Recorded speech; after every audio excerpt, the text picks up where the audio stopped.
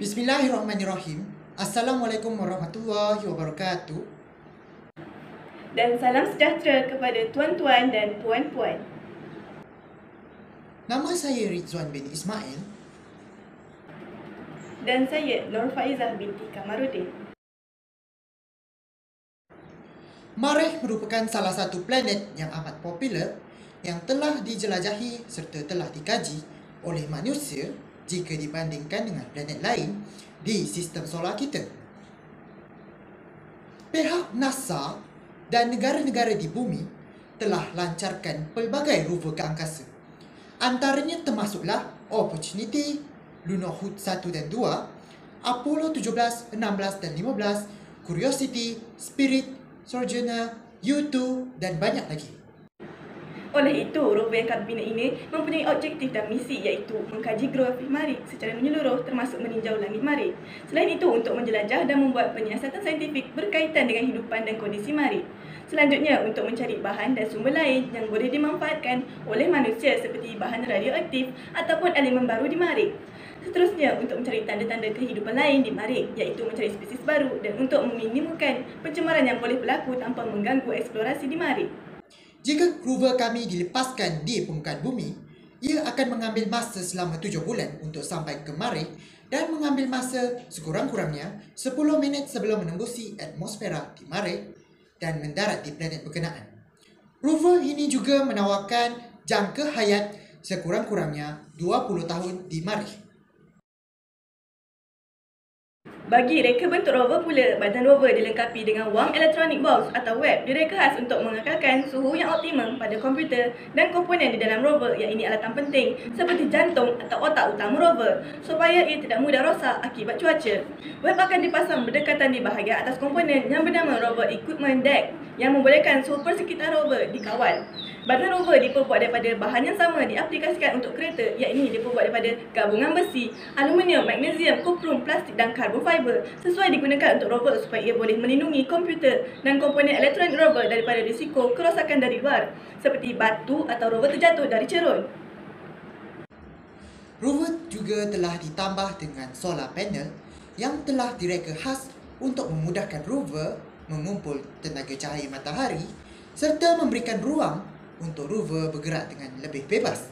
Dengan pemasangan panel ini, kecekapan penyerapan tenaga akan bertambah sebanyak 47.1% walaupun panel masih disertakan dengan generator radioaktif. Solar juga lebih merusak alam dan tidak akan meninggalkan mahupun mengeluarkan apa-apa bahan yang boleh mencamarkan alam sekitar. Selain itu, dengan penambahan lengan baru di belakang rover, ini boleh menambahkan keupayaan rover untuk bergerak dan mencapai bahan-bahan dengan lebih mudah. Dengan ini, rover tidak lagi perlu untuk melakukan pusingan untuk mencapai bahan yang tertinggal.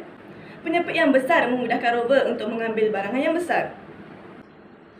Drill atau gerudi di bahagian hadapan rover robot berfungsi untuk memecahkan batu dan permukaan keras supaya rover dapat mengumpulkan sampel tanah dan batuan kecil daripada Marikh. Sherlock berfungsi untuk mengkaji mineral di atas Marikh secara lebih dekat di kawasan yang lembap. Ia dilengkapi dengan spektrometer, laser mini dan kamera untuk mencari bahan organik dan mineral dan tanda-tanda hidupan makhluk yang bersaiz mikro. Watson pula berfungsi sebagai kanta pembesar, merekod dan memerhati sampel dari tanah, tekstur dan mineral yang dikaji oleh Sherlock secara terperinci dan lebih menyeluruh. Dan menjadi mata kedua utama rover selepas Mascam Z di bahagian bawah rover. Pixel atau PIXL merupakan salah satu teknologi terbaru pada rover dan memerlukan posisi di lengan rover untuk mengesan tanda-tanda hidupan baru. Pixel berfungsi untuk melihat perubahan dari tekstur dan bahan kimia pada batu dan tanah di permukaan Marikh. Seterusnya, memilih sampel daripada peninggalan hidupan lampau. Bagi instrumen saintifik yang terdapat di rover pula, zoomable panoramic camera iaitu Mascam Z dipasang bagi mendapatkan medan penglihatan yang lebih besar untuk mengenal pasti mineral, tekstur, struktur di permukaan terraria dan pemandangan di Marikh dengan lebih terperinci. Antara instrumen saintifik lain di dalam rover ialah ia dilengkapi dengan hashcam di hadapan dan di belakang serta sensor di bahagian keliling kaki dan di atas kepala supaya rover dapat mengelakkan diri daripada halangan dan untuk bergerak dan perkara yang berpotensi untuk membuatkan rover terjatuh dan tergolek. Navcam pula dipasang bagi membolehkan rover untuk mengukur sesuatu jarak di antara rover dan objek di hadapan. Ini akan membantu rover untuk mengetahui jarak selamat dan sesuai untuk mendekatkan diri dengan objek.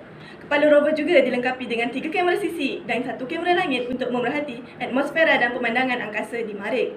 Dan dilengkapi dengan weather station bagi mengkaji keadaan cuaca di Marikh. Antara X factor ataupun perkara yang kami fokuskan di dalam rover kami ialah ia mempunyai reka bentuk spider leg dengan penggunaan kaki seperti laba-laba yang menggunakan tekanan hidrolik bagi menggantikan roda supaya dapat mengurangkan kesan pencemaran manusia di atas Marikh dengan mengurangkan kesan jajahan manusia seperti roda.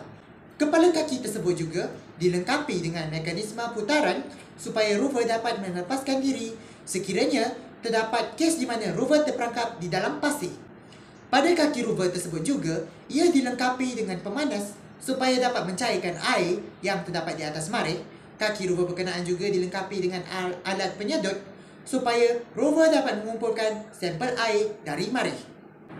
Bagi X factor kedua pula, dengan menambah 2 laser pada bahagian depan dan belakang rover dapat memudahkan rover untuk membuat kerja mengubah suai dan membaik pulih komponen rover yang rosak. Ini juga memudahkan kerja timpalan atau pemotongan pada rover untuk menggantikan peralatan yang rosak.